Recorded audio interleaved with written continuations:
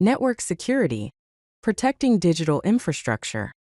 In this presentation, we will explore the critical aspects of network security, focusing on how to protect digital infrastructure from unauthorized access, attacks, and data breaches. We'll cover essential tools and strategies, including firewalls, virtual private networks or VPNs, and other network-level security measures to help you understand and implement a robust security posture. What is network security? Network security is the practice of protecting the integrity, confidentiality, and availability of computer networks and data. It involves implementing hardware and software solutions, as well as policies and procedures, to prevent unauthorized access, misuse, modification, or denial of computer networks and their resources. A key point to remember is that network security provides a defense against unauthorized access, various types of attacks, and potential data breaches. The network diagram shows the interconnectivity. First is the computer, then there is a security protection, and lastly the internet connection. Firewalls, network security devices that monitors and controls incoming and outgoing network traffic. A key point to remember is that firewalls act as a barrier between trusted and untrusted networks. The firewall sits between the internet and the internal network. All traffic must pass through the firewall, where it is analyzed and either allowed or denied, based on the configured security rules. In the network flow, we can see that internet is on the left, then the traffic flows to the firewall, and then it is passed to the network. Firewall types and rules. There are primarily three types of firewalls. First, packet filtering examines the packets at the network layer, inspecting headers and making decisions based on source and destination IP addresses and ports. Second, stateful inspection tracks the connection states, ensuring that packets are part of established sessions and thus providing a more secure environment. Third, application layer firewalls perform deep packet inspection, analyzing the actual content of the traffic to block malicious code or unauthorized data transfers. Now, let's explore the basic rules of firewalls using a code example. The first rule is to allow HTTP traffic from any source on port 80, enabling web browsing. The second rule is to deny traffic from a specific IP address, such as 192.168.100. The third rule is to allow SSH from the internal network 10.0.0.0/8, permitting secure remote administration. Finally, the default rule is to deny all other traffic, ensuring that only explicitly allowed communication is permitted. VPNs, or virtual private networks, create secure, encrypted tunnels over public networks. A key point to remember is that VPNs enable secure remote access and provide privacy protection. Using a VPN, the data is encrypted as it travels between a user's device and a remote server, ensuring that the communication remains confidential and secure. In the tunnel diagram, we can see that a user connects to the server through a secure encrypted tunnel. VPN types and protocols.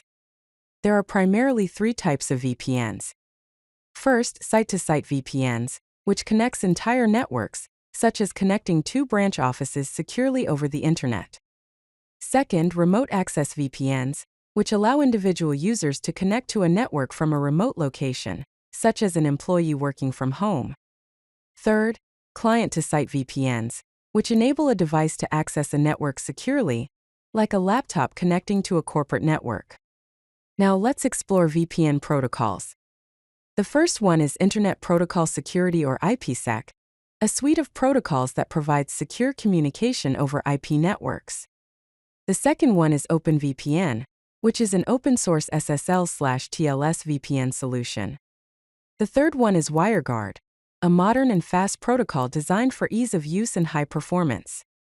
And the fourth one is Layer 2 Tunneling Protocol, or L2TP/IPSec, which is often used in conjunction with IPSec for enhanced security.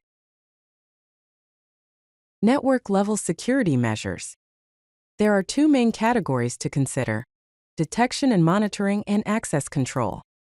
Under detection and monitoring, we have intrusion detection systems, or IDS, which monitor network traffic for suspicious activity. Then intrusion prevention systems or IPS, which actively block detected threats. After that, network traffic analysis, which involves analyzing network traffic patterns to identify anomalies and potential security issues. And lastly, security information event management, which collects and analyzes security logs and events from various sources. Under access control, we have network access control or NAC, which controls access to the network based on device and user authentication. Then, network segmentation, which divides the network into smaller, isolated segments to limit the impact of security breaches. After that, zero trust architecture, which requires all users and devices to be authenticated and authorized before accessing network resources.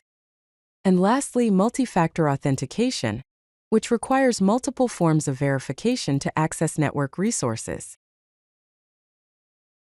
Best practices and implementation. When it comes to key practices, you should follow the ones I am about to mention.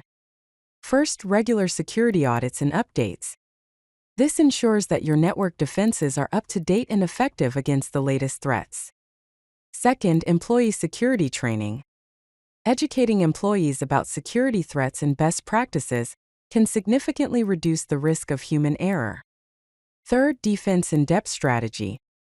Implementing multiple layers of security to protect against various types of attacks. Fourth, continuous monitoring. Constantly monitoring network activity to detect and respond to security incidents in real time. When it comes to implementation, you should focus on security policy development to create clear guidelines for network security practices. You should also configure and test all security tools to ensure they are functioning correctly. You should develop an incident response plan to prepare for and effectively manage security incidents. And lastly, you should conduct regular vulnerability assessments to identify and address potential weaknesses in your network. Network security requires layered protection, combining firewalls, VPNs, and comprehensive security measures. If you like this video, hit that like button and don't forget to subscribe. Visit CodeLucky.com for more such useful content.